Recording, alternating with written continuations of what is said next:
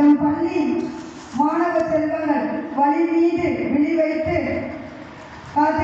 காத்திருக்கிறார்கள். எம் சிறப்பு விருந்தினர் ஐயாவின் சிறப்புரைக்காக சிறப்பு விருந்தளிக்குமாறு ஐயாவை மிகவும் தாழ்மையுடன் வருக வருக என வரவேற்கின்றோம்.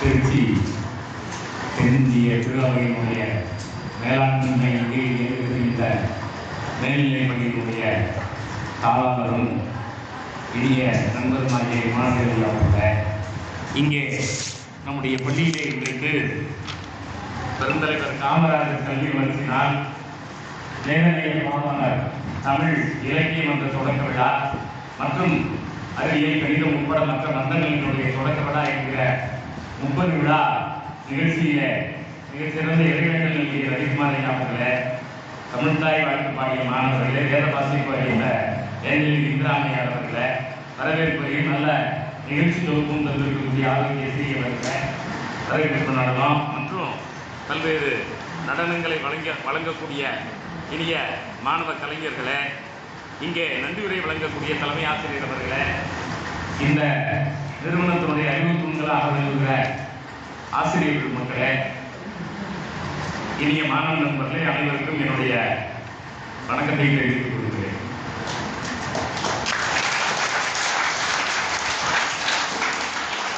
இங்கே ஏனைய பாவாளர் தமிழ் இலக்கியம் வந்து தொடக்க விழா என்று இந்த தொடக்க விழா நடத்துகிறார். பாவாளர் தலை சிறந்த தூய தமிழறிஞர். 1940களில செம்மாந்து இருந்த ஒரு சொல்லாய்வறிஞர்.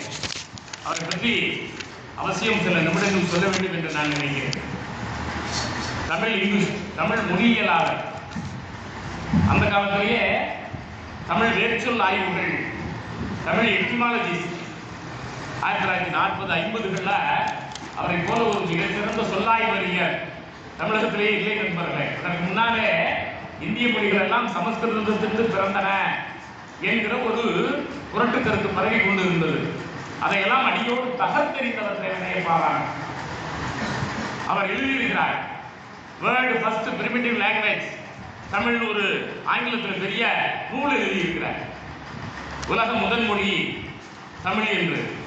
ஆகையால நீங்கள் தேவனைய பாவனர் என்று எளிமையாக அவருடைய பெயரை இங்கே பயன்படுத்தி இருக்கிறீர்களே, போன நூற்றாண்டினுடைய தமிழுக்கு ஒரு தனித்தன்மையான முகவரியை மீட்டு தந்தவர் பாவாணர் அவர்கள். உலக மாந்தருடைய தோற்றம் குமரி கண்டம் அப்படிங்கிற அவருடைய அந்த முனைவர்பட்ட ஆய்வேடு உலக மானுடையாளர்களாலே இன்று வரை போற்றப்படுகிற ஒரு ஆய்வேடாக விளங்குகிறது. அவர் எழுதியிருக்கிற தமிழ் வரலாறு, தமிழர் வரலாறு, தமிழ் இலக்கிய வரலாறு, வடமொழி வரலாறு, தேர்ச்சொல் ஆய்வு கட்டுரைகள் கிட்டத்தட்ட 60 நூல்கள் எழுதியிருக்கிறார். நீங்க தமிழ் டிஜிட்டல் லைப்ரரியில் போய் தேவனைய பாவாணர் அப்படி இல்லைன்னா நீங்க வந்து விர்ச்சுவல் யூனிவர்சிட்டி அப்படின்னு ஒன்று யூடின்னு சொல்லி நீங்க அடிச்சீங்கன்னா வரும் கூகுள்ல.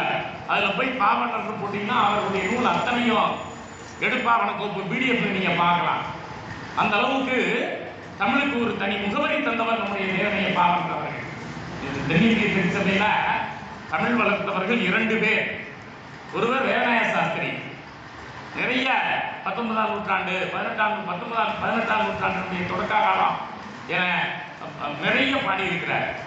அவருக்கு அடுத்து இந்த தென்னிந்திய திருச்சபையிலே தோன்றிய மிகப்பெரிய அறிவாளி இந்த மதம் என்கிற சிறிய நூற்கண்டு அவரை சிறைப்படுத்தி விடாமல் தமிழினுடைய பொதுத்தளத்துக்கு வந்து தமிழினுடைய ஆய்வுகளை, தொன்மைகளை இன்றைக்கு உலக பல்கலைக்கழகங்கள் எல்லாம் அவருடைய கோட்பாட்டை ஏற்றுக்கொண்டிருக்கின்றன.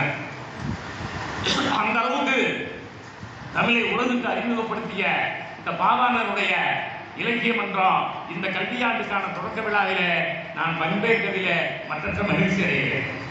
நண்பர்களே, இன்றைக்கு காமராஜர் பிறந்த நாள். இங்கே உங்களுடைய தாளாளர் அவர்கள் பல்வேறு கருத்துக்களை முன்னாலே முன்வைத்திருக்கிறார். இன்றைக்கு கல்வி வளர்ச்சி நாள் என்று நாம் உலகம் தமிழ்நாடு முழுவதும் கொண்டாடி இருக்கிறோம். ஏன் மாணவர் நண்பர்களே, இன்றைக்கு தமிழ்நாட்டில் எழுத படிக்க தெரிந்தவர்கள் 91 விழுக்காடு. 100 பேர் இருந்தா 91 பேருக்கு கையெழுத்து போட தெரியும், 91 பேருக்கு தினத்தந்தி வாசிக்க தெரியும், 9 பேருக்கு தான் வாசிக்க தெரியாது.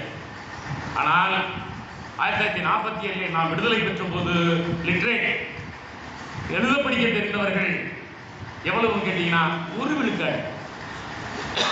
100ல ஒருத்தருக்கு தான் கையெழுத்து போட தெரியும், ஒருத்தருக்கு தான் வாசிக்க தெரியும். இன்னைக்கு தமிழ்நாட்டில் 30க்கும் மேற்பட்ட பல்கலைக்கழகங்கள் இருக்கின்றன.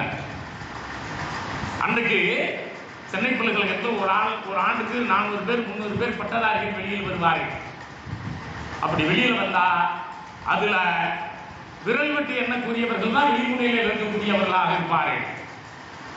அதுவும் பெருந்தலைவர் காமராசர் போன்ற தீண்டத்தகாத அல்ல, பார்க்கத்தகாத சமூகத்தில் ரொம்ப நுட்பமா நீங்க கவனிக்கணும். அன்டச்சபிலிட்டி பற்றி நம்ம கேள்விப்பட்டிருக்கோம். அன்விஷபிலிட்டி, இந்த சமூகத்தை சார்ந்தவர்களை மேட்டுக்குடியினர் பார்த்தால் தீட்டு, உடனே பூஜை புரஸ்காரம் பண்ணி குளிக்கணும் என்கிற நிலையில இந்த நாடு இருந்தது நண்பர்களே. கேரளாவில் ஈழவர்கள், தீயர்கள், சண்டாளர்கள் என்கிற சாதி, தமிழ்நாட்டில் சாணார்கள், நாடார்கள், இன்னும் ஒரு பெரிய பட்டியலே வைத்திருந்தார்கள். பார்க்கக்கூடாது என்கிற அந்த பாதாமை துயரம் இருக்கின்ற குடும்பத்தில் பிறந்தவர் பெருந்தலைவர் காமராசர் அவர்கள். நாம் ஏன் அவரை கொண்டாடுகிறோம்? விளிம்பு நிலை மக்களுக்காக 24 மணி நேரம் சிந்தித்தவர். மார்க்சிஸ்ட் பீப்புள் இருக்கிறார்களே, கடைகோடியிலும் கடைகோடிய பிறந்து வளர்ந்தது மட்டுமல்ல நண்பர்களே, பெருதுப்பட்டிங்கிற ஒரு சின்ன ஊர்ல சாதாரண ஏழை குடும்பம். அன்றைக்கு அவர் அந்த ஊர் பஞ்சாயத்து தேர்தலில் நிற்பதற்கு அந்த காலனா வரி கட்டி இருக்கணும். வரி கட்டி இருந்தா தான் ஓட்டு போட முடியும். ஒரு ஆட்டுக்குடி கூட ஆகிறது அவர்கிட்ட காசு இல்லை. அவ்வளவு ஏழ்மை நிலை. இந்திய பெருநாட்டினுடைய காங்கிரஸ் பேரியக்கத்தினுடைய தேசிய தலைவராக இருந்தபோது இருந்தார். ஆமா, நீங்க இந்திரா காந்தி மட்டும் இல்ல, கிட்டத்தட்ட மொரார்ஜி தேசாய் வரை பல பிரதமர்களை உருவாக்கியவர் பெருந்தலைவர் காமராசர். ஆகையினால அவருடைய பல்வேறு திட்டங்களை இந்திய நாட்டினுடைய தேசிய அரசாங்கமும் காங்கிரஸ் கட்சியும் பல திட்டங்களை நிறைவேற்றின. அவர் விடுதலை போராட்டத்தில் 7 ஆண்டுகள் சிறை சென்றார். தமிழ்நாட்டினுடைய மூலை முடுக்குகள்லாம் அவர் பார்த்தார். ஊர் பக்கத்தில் புள்ளம்பாடின்னு ஒரு ஊர். அவர் 10 நாள் தலைமறைவா விடுதலை போராட்டத்திற்கெல்லாம் திரட்டின காலத்தில் அங்க இருந்த நிலைமையை பார்த்துட்டு, சரி இந்த காவிரி தண்ணி அங்க கொண்டுட்டு வரணும், புள்ளம்பாடி வாய்க்கால்னு இன்றைக்கு 5000 ஏக்கருக்கு மேலே பாசனம் தருகிற நீர் திட்டத்தை கொண்டு வந்தவர். அந்த பக்கம் கட்டளைன்னு ஒரு ஊர் இருக்கு, கரூருக்கு போற பாதையில. கட்டளைன்னா ஒரு ஊர் எல்லைன்னு அர்த்தம். ஒரு கொங்கு நாட்டினுடைய எல்லைன்னு பேரு.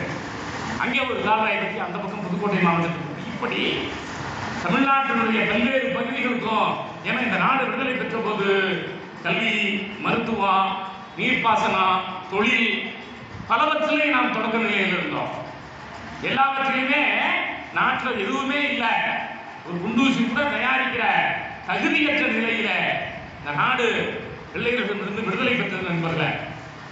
நெய்வேலி லிக்னைட் தொழிற்சாலை வந்தபோது யூபிஎஸ்சிக்கு வந்து பெரிய இயந்திரம், அது 120 அடி அகலம் இருக்கும்னப்போ நான் நிலம் எடுத்து தருகிறேன் அப்படின்னு அங்க இருக்க நிலத்தெல்லாம் எடுத்து சென்னை துறைமுகத்திலேருந்து அந்த இயந்திரத்தை கொண்டு போய் இறக்கி இன்றைக்கு நெய்வேலியில ஒரு மிகப்பெரிய நிலக்கல்வி தொழிற்சாலை, 10,000 குடும்பங்கள், இந்த தென்னகத்துல பல மாநிலங்களுக்கு மின்சாரம் வருகிறது என்றால் நண்பர்களே, அந்த திட்டத்துக்கு அடிக்கல் நாட்டி அந்த திட்டத்தை நேருவிடம் பேசி கொண்டு வந்தவர் பெருந்தலைவர் காமராஜர். யார்? விருதுப்பட்டியிலே ஒரு சாதாரண குடும்பத்தில் பிறந்த உங்களை போன்ற சிறுவனாக இருந்து வளர்ந்த ஒரு மாமனிதர் பெருந்தலைவர் காமராஜர் என்பதை நீங்கள் மறந்துவிடக்கூடாது நண்பர்கள். அம்பாசமுத்திரம் திட்டமாகட்டும், மயிலாகட்டும், 20க்கும் மேற்பட்ட அணைக்கட்டுகளை கட்டினார். அவர் காலத்துல அடிப்படை தேவைகள் நிறைய இருந்தன. ஆமா, பல அரசு மருத்துவமனைகள் அவராலே கட்டப்பட்டன. எதற்காக? இவ்வளவு திட்டங்களை அவர் செய்திருக்கிற போது அவர் செய்த இந்த கல்வி வளர்ச்சியை மட்டும் நாம் உயர்த்தி பிடிக்கிறோம் என்பதை நீங்கள் கவனத்தில் கொள்ள வேண்டும். அதற்கு முன்னாலே எல்லாம் அடிமை இந்தியாவில் இன்றைக்கு ஆங்கில பள்ளிகள் இருப்பதை போல கையிலிருந்து பணம் கட்டி படிக்கிற பள்ளிகள் மட்டும்தான் இருக்கும். இந்தியாவிலேயே முதல் மாநிலம் தமிழ்நாடு. பிள்ளைகள் பணம் கட்ட வேண்டாம், இலவச கல்வியை நான் அறிமுகப்படுத்துகிறேன்னு 1952 இந்திய நாட்டிலேயே முதல் இலவச கல்வியை அறிமுகப்படுத்திய மாநிலம் தமிழ்நாடு நண்பர்களே. நீங்கள் மறந்து விடக்கூடாது. இல்லை என்றால் இன்றைக்கு இந்த 90 விழுக்காடு கல்வி இங்கே வந்திருக்காது. அப்போ இந்த மாணவர்கள் கடிதம் எழுதுவார்களா, எனக்கு நோட்டு புத்தகம் வாங்க காசு இல்லை, பென்சில் வாங்க காசு இல்லை, உடனே தன்னுடைய அலுவலகத்தை சொல்லி அவங்களுக்குள்ள அந்த பணத்தை மணி ஆர்டர் அனுப்புன்னு சொல்லி எத்தனை பேருக்கு அனுப்பியிருக்க என்றெல்லாம் அவர் கணக்கு வைத்திருப்பார். இன்றைக்கு அவர் கூட இருந்த 100 வயதை நெருங்கக்கூடிய ஒரு காவல்துறை அடிப்படை தந்திருக்கார் தினத்தந்தியில் வந்து. அப்ப நண்பர்களே, பெருந்தரை காமராசர் எவ்வளவு பெரிய நிலைக்கு போனாலும் கடைகோடி மனிதர்கள் வாழ வேண்டும், கடைகோடி மனிதர்கள் படிக்க வேண்டும் என்கிற எண்ணத்தோடு அவர் வாழ்ந்தார். அவர் படித்த படிப்பு தொடக்கப்பள்ளி தான் நண்பர்களே. ஆனா பெரிய பெரிய ஐஏஎஸ் அதிகாரிகளை விட ஆற்றல் வாய்ந்தவர். ஒரு முறை ஒரு 40 இடங்கள் மருத்துவ படிப்புக்கு ஏழை மாணவர்களுக்கு கொடுக்கணும், யாருக்கு கொடுக்கலாம் அப்படின்னு கேள்வி வந்தப்ப 4000 விண்ணப்பங்கள் வந்திருக்கின்றன, எப்படி சலிக்கு எடுப்பதுன்னு கல்வித்துறை அதிகாரிகள் அவரிடம் போய் கேட்டார்களாம். அவர் ஒண்ணுமே சொல்லலையா, 4000 அப்ளிகேஷனையும் எடுங்க, அதுல எத்தனை அப்ளிகேஷன்ல ரேகர் இருக்கு, அந்த ரேகருக்கு அப்ளிகேஷன் மட்டும் எடுத்து வைனா. அப்போ அவனுக்குலாம் கையெழுத்து போட தெரியும், இவனுக்கு கையெழுத்தே போட தெரியாது, ரேக வச்சிருக்கான். அப்போ இந்த இலிட்ரேட்டா படிக்க தெரியாத குடும்பத்திலிருந்து வருகிற பிள்ளைகளுக்கு அதுல 40 பேரை தேர்ந்தெடுத்து 40 பேருக்கு மருத்துவ படிப்பு கொடு.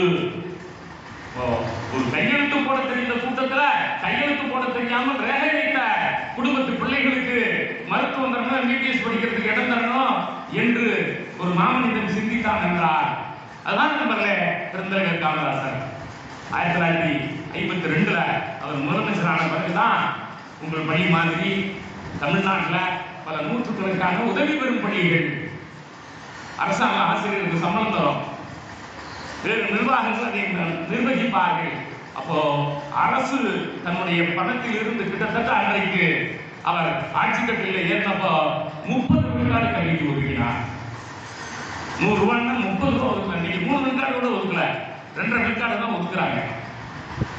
பெருந்தலைவர் காமராசர் முதலமைச்சராக இருந்தபோது 30 விழுக்காடு கல்விக்கு ஒதுக்கி நீங்க தொடக்க கல்வியிலிருந்து பல்கலைக்கழக கல்வி வரை இந்த நாட்டு மக்கள் கல்வி பெற வேண்டும் என்கிற எண்ணத்தோடு செயல்பட்டவர் பெருந்தலைவர் காமராசர்.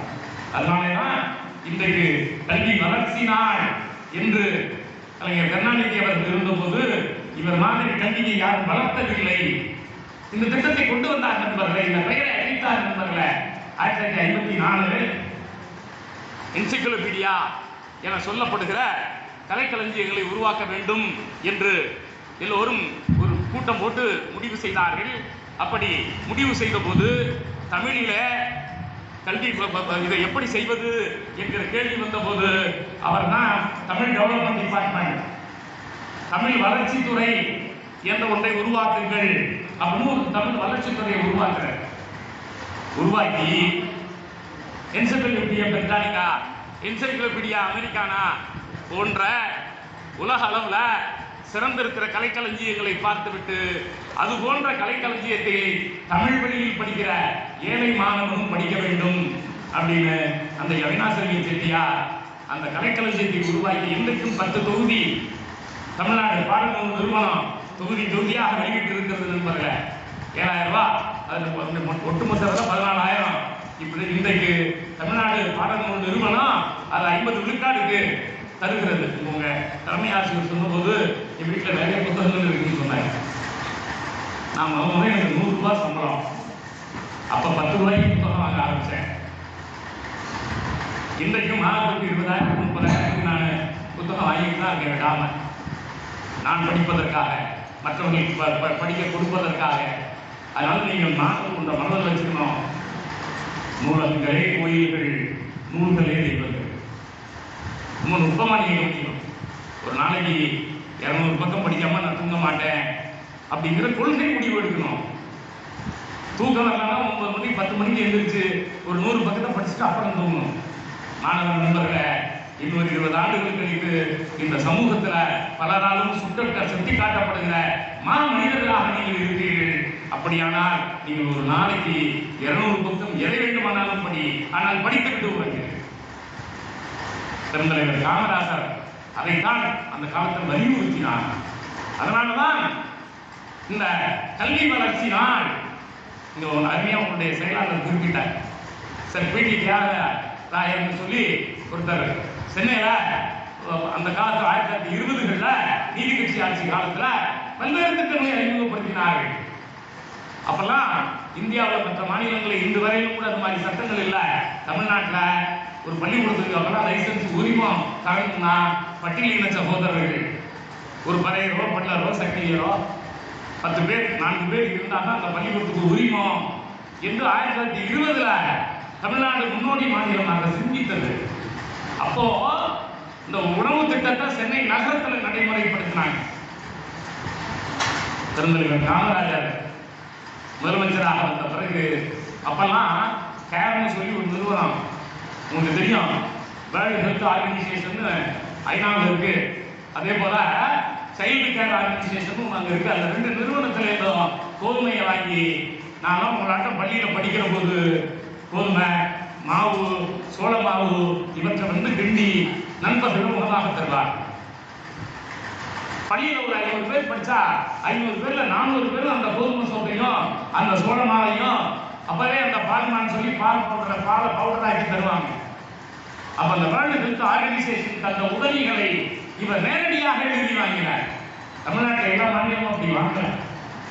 அதனாலதான் நம்ம காமராஜர் நீங்க நினைக்கிறோம் இந்த கல்வி வளர்ச்சி 1 விழுக்காட்டிலிருந்து 90 விழுக்காடு வளர்ந்து இருக்கிறது என்றால் என்ன மாதிரியான திட்டங்களை செய்தால் பிள்ளைகள் வருவார்கள். ஒரு அம்மா ஒரு ரயில்வே கேட்ல அவருக்கா நீங்க அந்த பையனை கேட்டப்ப அந்த அம்மா நீ வேலைக்கு போனா நாளா நீ தருவியா, என் பிள்ளைய பள்ளிக்கூடத்துக்கு அனுப்ப முடியாது என்று சொன்ன போது இல்ல இல்ல உங்களுக்கு உணவு இருக்கிறோம். தமிழ்நாட்டிலேயே எந்த ஊர்லயும் இந்தியாவில் எந்த ஊர்லயும் இல்ல. எம்ஜி ராமச்சந்திரன் அவர்கள் சத்துணவு திட்டத்தை கொண்டு வந்த போது அக்கௌண்ட் ஜெனரல் ஆபீஸ்னு உங்களுக்கு ஏஜி ஆபீஸ்னு சொல்லுவான். மிக கடுமையா விமர்சித்து இது மோசமான திட்டம், பணத்தெல்லாம் இந்த நாடு அழிக்கிறது, தமிழ்நாடு இந்தியாவுக்கு இது கேடு தர போகிறது என்று எழுதினார்கள்.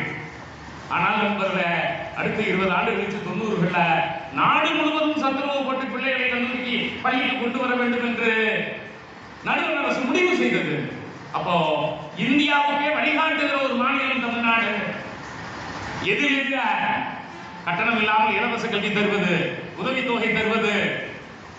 அப்பொழுதே நண்பர்களே, பெருந்தலைவர் காமராசர் காலத்துல ஒன்னையும் தனித்தனியா தேடி பார்த்தார். டினோட்டிஃபைட் ட்ரைபல்ஸ், சீர்மரபினர் இவங்களுக்கு உதவித்தொகை, மோஸ்ட் பேக்வர்ட் கிளாஸ் இவங்களுக்கு ஒரு உதவித்தொகை, பேக்வர்ட் கிளாஸ் அவங்களுக்கு ஒண்ணு, ஷெட்யூல்டு காஸ்ட் அவங்களுக்கு, ஷெட்யூல்டு ட்ரைப்ஸ் அவங்களுக்கு, ஒவ்வொருவருக்கும் ஒருத்தருக்கு சரக்கு கட்டணத்தை கொடுத்தா ஒருத்தருக்கு பருவ கட்டணத்தை கொடுத்தா ஒரு கட்டணம் இவங்களுக்குலாம் திருப்பி கொடுத்துடணும்.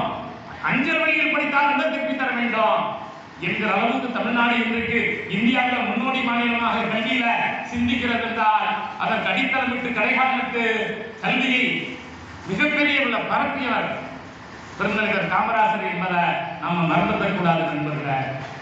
அதே போல அவர் வாழ்ந்த காலத்திலேயே தாய்மொழி கல்விக்காக அவர் பல்வேறு திட்டங்களை கொண்டு வந்தார். நிறைய மருத்துவக் கல்லூரிகள் ஒரு முறை 16 ஐடி தொடங்கலாங்கிறப்ப லேட் இல்லைங்கிறப்போ ஐரோப்பிய நாடுகளில் போய் வெங்கட்ராமன் அமைச்சர் அனுப்புறாரு. அவரை மீது தொலைபேசி கேட்கிறாரு, நாம 14 போனோம், அவன் நமக்கு 20% கமிஷன் தரேங்கிறான், நீங்க 100 ரூபாய்க்கு ஒரு ஜாமான் வாங்கினா 20 ரூபா உங்களுக்கு கமிஷன் தரேங்கிறான், அப்படின்னா கணக்கு பண்ணுப்பா எத்தனை, இல்ல 3 ஐடி எக்ஸ்ட்ரா வாங்கலாம், அப்ப 3 லேட் எக்ஸ்ட்ரா வாங்கிட்டு வா, 14 17 போடு. நண்பர்களே, அன்னைக்கு நிதியமைச்சரும் அப்படி இருந்தார், முதலமைச்சரும் அப்படி இருந்தார். கொஞ்சம் கூட கடைபடாத கணக்கு சொந்தக்காரர்களாக இந்த உங்க செயலர் சொன்னது மாதிரி கடைசி 2 வேட்டி சட்டையோட இருந்தார். டக்குன்னு ஒரு அமைச்சர், பல பேர் அவரை பார்க்கறதுக்கு காத்துக்கிட்டு இருக்காங்க. அவர் வேட்டியை துவச்சி போட்டுட்டு காயவாரிலையும் காத்துக்கிட்டு இருந்தாங்க. கடைசி காலத்துல மதுரை அரசு மருத்துவமனையில போய் ஒரு கட்ட பெஞ்சில பல முறை அமைச்சராக இருந்தவர் அமைச்சர் கெக்கன் அந்த அளவுக்கு நேர்மையாளர்களும் தூய்மையாளர்களும் இன்றைக்கெல்லாம் ஒரு ஒன்றியம், ஒரு கிளைக்கழக செயலாளர், அதுக்குள்ள பெரிய காரணம் என்னன்னா பாடி வச்சா 10 லாரி கொடுத்து அவனுக்கு. அன்றைக்கு நண்பர்களை அவ்வளவு நேர்மையாளர்களாக தன்னுடைய அமைச்சரவை அவர் வைத்திருந்தார். அவன் மூலம் அவர் அமைச்சரவை பதவி ஏற்கிறது. பதவியேற்ற உடனே ஒரு பட்டியலினத்தை சார்ந்த தாழ்த்தப்பட்ட சமூகத்தை சார்ந்த ஒரு அமைச்சரை அறநிலைத்துறை அமைச்சராக ஆக்குகிறார்.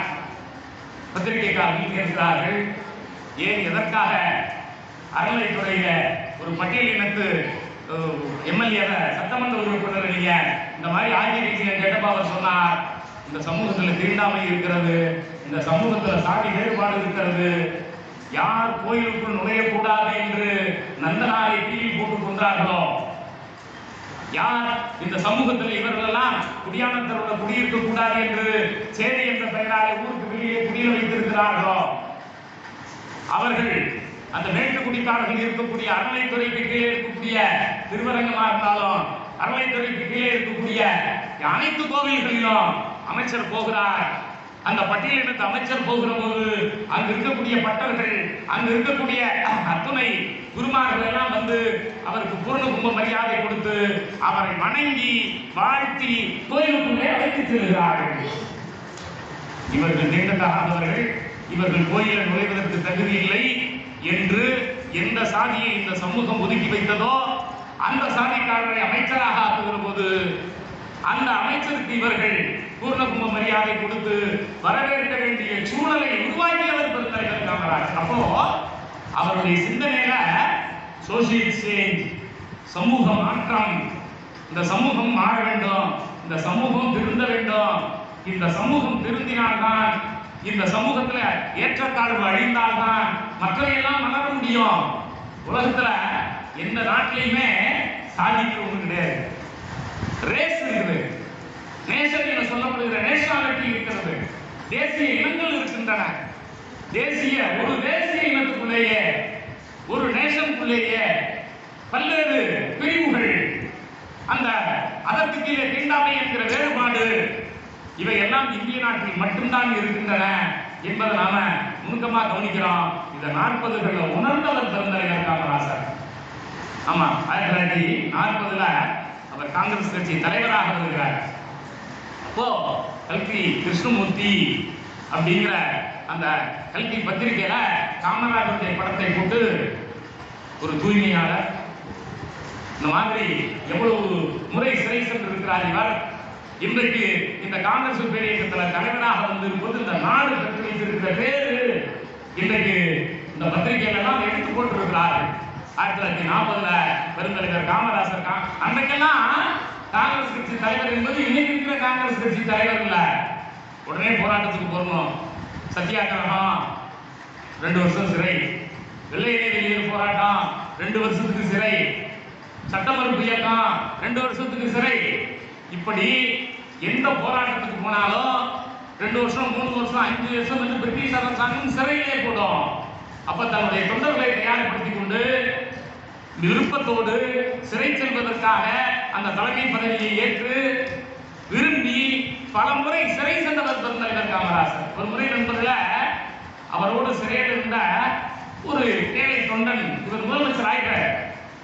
முதலமைச்சர் ஆனோடனே அவர் வீட்டு திருமணத்துக்கு நம்மளும் காமராஜரும் 2 வருஷம் ஜெயில ஒன்னா இருந்தோம், அவர் நம்ம ஜெயில் மேட்டு கண்டிப்பா நம்ம மகன் கல்யாணத்துக்கு வருவாரு அப்படின்னு பத்திரிகை வைக்கிறதுக்கு போய் முதலமைச்சர் அலுவலகத்துல பல மணி நேரம் காத்திருந்து விண்ணப்பத்தை கொடுத்துட்டு வர்றாரு.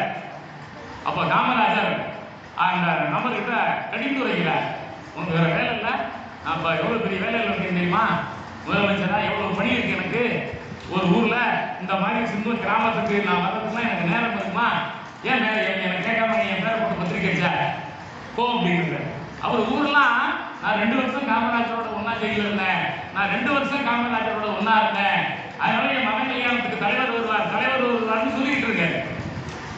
மனசு நொந்து போய் இந்த ஆளோட நம்ம எதுக்குடா ஜெயில இருந்தோம், அப்பெல்லாம் இப்படி பேசினா இந்த ஆளு அப்படின்னு சொல்லிட்டு திட்டிக்கிட்டு வீட்டுல இருக்க. அன்றைக்கு திருமணம் நடப்பதற்கு 1 மணி நேரம் முன்னாலே காவல்துறை வருகிறது, முதலமைச்சர் வருகிறார், வந்து அதுதான் தாயை கொடுக்கிறார், திருமணம் நடக்கிறது. திருமணம் எல்லாம் முடிந்த பிறகு அந்த தோழர் அழைத்து சொன்னார், நான் வரேன்னு சொன்னா நீ இருக்கிற 10 சென்ட் காட்டையும் விற்று எனக்கு வரவேற்பு கொடுக்கறதுக்கு வரவேற்பு வைப்ப, பெரிய கடற்படலாம் விருந்து ஏற்பாடு பண்ணுவ, நீ ரொம்ப ஏழைன்னு எனக்கு தெரியும், நான் இன்னைக்கு முதலமைச்சர் ஆயிட்டேன், முதலமைச்சரை வரவேற்கணும், அதுக்காக இருக்கிற சொத்துக்கு இழந்துட்டு எனக்கு வரவேற்பு கொடுப்பேன்னு தெரியும், அதனாலதான் நான் வர முடியாதுன்னு சொன்னேன் என்று சொல்லிவிட்டு நண்பர்களே, அந்த திருமணத்தை வாழ்த்திவிட்டு அவருக்கு கையில் 2000 ரூபாய் பணத்தை கொடுத்து இந்த திருமண செலவுக்கு வைத்துக்கொள் என்று பாராட்டியவர் பிறந்தவர்களுக்காக.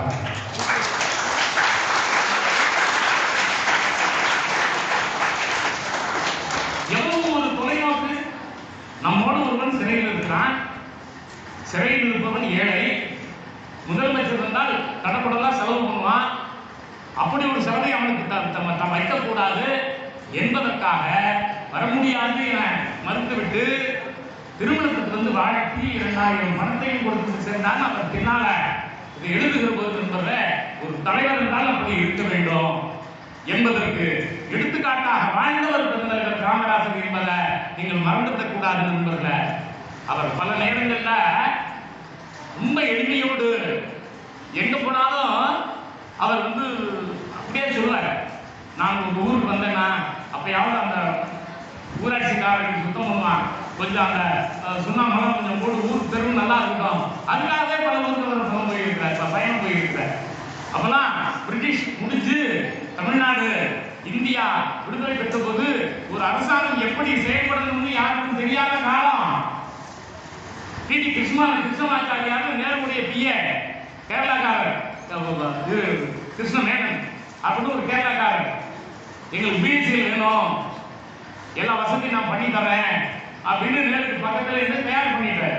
இவர் போய் நேருக்கு உட்கார்றாரு, உங்களுக்கு என்ன வேணும்னு கேட்கிறாரு. பக்கத்துல தண்ணி வசதி இருக்கணும், ரயில் வசதி இருக்கணும், ஏர்போர்ட் இருக்கணும், எல்லாமே நான் தரேன் அப்படின்னு காவிரியிலிருந்து தண்ணிய பல குழாய்கள் வழியா கொண்டு போற வேலையெல்லாம் தொடங்கி ஒரு ரயிலோட போடுங்கப்பான்னு பிஎஸ்சி வழியா விட்டு ஏர்போர்ட்டுக்கு இங்கேருந்து 7-8 கிலோமீட்டர் தான் சொல்லி அப்புறம் அந்த கேரளாக்காரங்களை கூப்பிட்டு ஒப்பந்தம் போட்டு 25 விழுக்காடு கேரளக்காரர்களுக்கும் 25 விழுக்காடு இந்திய நாட்டில் இருக்கக்கூடிய பிற மாநிலத்தை சார்ந்தவர்களுக்கு வேலை வாய்ப்பு தருவது, 50 விழுக்காடு தமிழ்நாட்டுக்காரர்களுக்கு வேலை வாய்ப்பு தருவதுன்னு சொல்லி ஒரு ஒப்பந்தத்தை டெல்லியில பேசி முடித்து நண்பர்களே, இன்றைக்கு நம்முடைய திருச்சியில திருவரம்பூர்ல பாரத் ஹெவி எலக்ட்ரிக்கல் லிமிடெட் சொல்லி அந்த பிஹெச்எல் ஒரு பெரிய தொழில் மையம் அமைந்திருக்கிறது, அதை சார்ந்த நூற்றுக்கணக்கான தொழிற்சாலைகள் வந்திருக்கிறதே நண்பர்களே, அந்த மிகப்பெரிய தொழிற்சாலை வருவதற்கு எப்படி அவர் போராடி நேரிடம் சண்டை போட்டு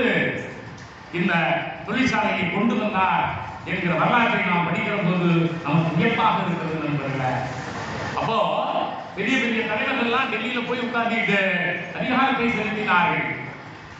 நீ இந்திரா காந்தியா இருந்தாலும் நேருவா இருந்தாலும் இவர் காமராஜர் சொல்றாருன்னா ஒன்னும் வாயை திறக்க மாட்டாங்க. ஒரு முறை எப்பவுமே இடது பக்கம் துண்டை போட்டிருக்கிறவரு அன்னைக்கு வலது பக்கம் துண்டை போட்டிருந்தாரா, என்ன காமராஜர் துண்டை இந்த பக்கம் போட்டிருக்காருன்னா சட்டையில 2 பக்கம் பை இருந்துச்சான், வலது பக்கம் இருக்கிற பையை கிழிஞ்சு இருந்துச்சான், அந்த பையை தெரிய கூடாதுன்றதுக்காக துண்டை போட்டு மறைச்சுட்டே நேரோட வந்தார்.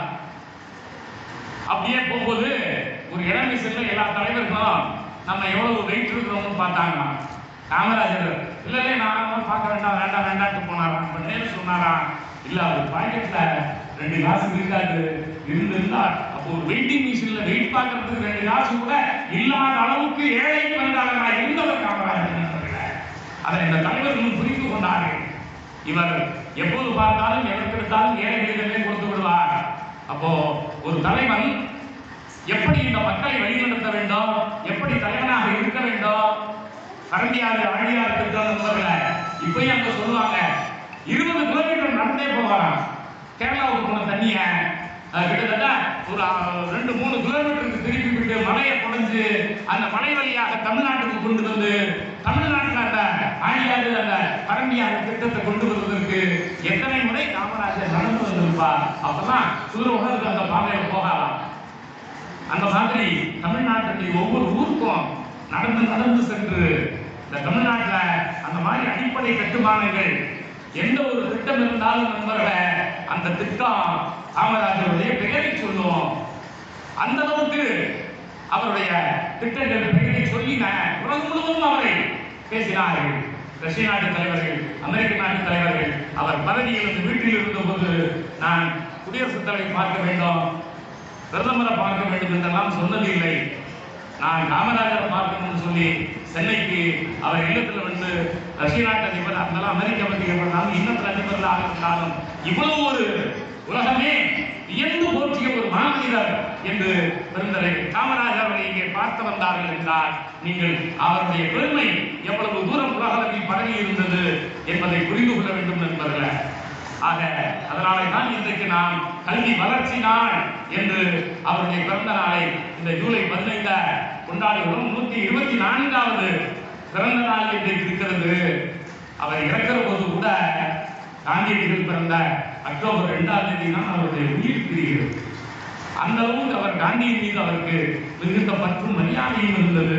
அதையும் பார்க்கணும் நண்பர்கள. அப்ப பெருந்தலைவர் காமராஜரை பற்றி நீங்கள் நிறைய தெரிந்து கொள்ள வேண்டும். தேவநேய பாவலரை பற்றி நீங்கள் நிறைய படிக்கணும், அவரை பற்றி தெரிந்து கொள்ளணும். நான் சிஎஸ்ஐ மேல்நிலைப் பள்ளியில் படித்தவன். எங்க பள்ளியில இந்த மாதிரி தேவநேய பாவலர் இலக்கிய மன்றமும் வச்சிருக்காங்க. இந்த மாதிரி ஒரு ஆள் வந்தாலும் சொன்னாரு, தமிழுக்கு நிறைய செய்திருக்கிறாங்க. அப்படி அவர் என்னதான் தமிழுக்கு செய்திருக்கிறார் என்று நீங்கள் தேடி தேவநேய பாவலருடைய ஆய்வுகளை வாசிப்பீர்களே ஆனால் எல்லாம் தமிழில் இருக்கின்றன.